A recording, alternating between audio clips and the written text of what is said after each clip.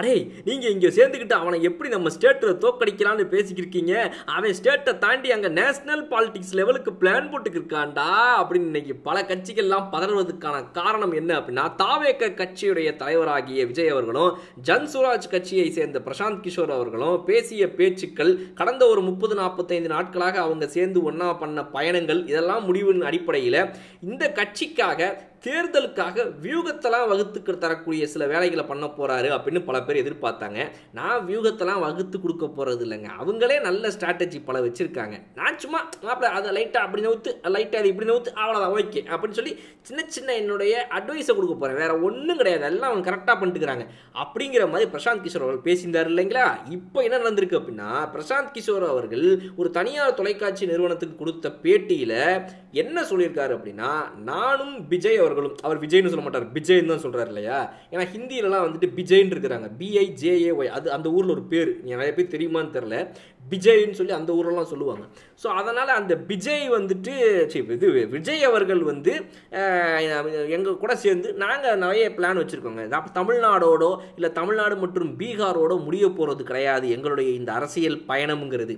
இது வந்து ஒரு அரசியல் பிரவேசம், இது வந்து ஒரு காட்டு தீயா பரவ போகிறது அப்படின்ற மாதிரி நிறைய பில்டப்லாம் கொடுத்துருக்காப்புல. என்ன சொல்கிறார் அப்படின்னா, நாங்கள் இருவரும் சேர்ந்து போட்டிருக்க பிளான், இப்போ என்ன மாதிரி ஒரு பிரசாந்த் கிஷோரோ அவரை மாதிரி ஒரு விஜய் அவர்களோ அங்கங்கே நிறைய பேர் இருக்கிறாங்க, இன்னும் ஒவ்வொரு மாநிலங்களில் இருக்கிறாங்க. ஸோ எங்களோட பிளான் வந்து இவ்வளோ சின்னதாக நீங்கள் நினைக்கிற மாதிரி கிடையாது, நீங்கள் வெயிட் பண்ணி பாருங்க அப்படின்றாரு. திரும்ப திரும்ப வாய்க்குள்ளே குச்சியை விட்டு நோண்டி கேட்கும்போது அப்புறம் என்ன சொல்கிறாருன்னா, நாங்கள் வந்து ஒரு அடுத்து ஒரு பல அணிகள்லாம் ஒன்றா திரட்டி ஒன்று இது பண்ணுறதுக்காக பிளான் பண்ணுறோன்ற மாதிரி சொல்கிறாங்க. அப்புறம் நிப்பாட்டிடுறாப்புல திரும்ப சொல்லுங்கள் வெயிட் பண்ணி பாருங்க அப்படின்ற மாதிரி அவர் வந்து சொல்லிட்டார் அந்த விஷயத்தில். அப்போ நீங்கள் வந்து ஒரு தேர்ட் ஃபோர்ஸாக வருவதற்காக எதுவும் பிளான் பண்ணுறீங்களா?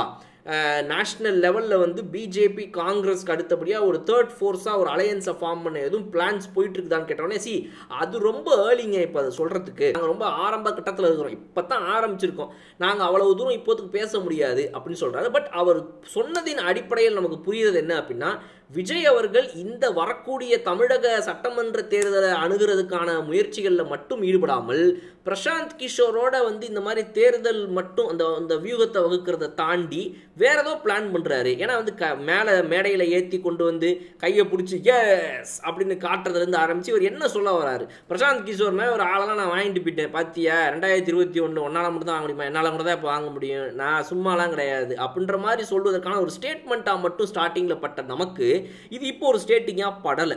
இந்த ஸ்டேட்மெண்ட்டுங்கிறத தாண்டி இது வேற ஏதோ ஒரு விஷயத்தில் இவங்க ஒரு அஜெண்டாவில் இருக்கிறாங்க.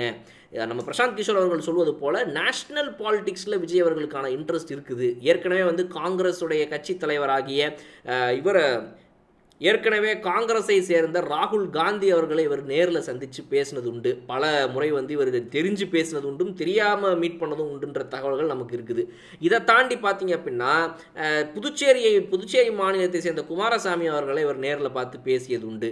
இதுபோல் பல மாநிலங்களில் இருக்கக்கூடிய தலைவர்கள், மமதா பானர்ஜி அவர்களை வந்து இன்னும் ஒரு முறை நேர்லேயே சந்தித்து அவர் பேசுவதற்கான ஒரு வாய்ப்பை தேடிக்கிட்டு இருக்காருங்கிற ஒரு தகவல்களும் முன்னாடி வந்துருந்துச்சு. ஸோ இது வகையெல்லாம் பார்க்கும்போது ஒரு இந்திய அரசியல் அளவில் விஜய் அவர்கள் தன்னை ஒரு ஃபோர்ஸாக காட்டுவதற்கான முயற்சியில் ஈடுபடுறார்.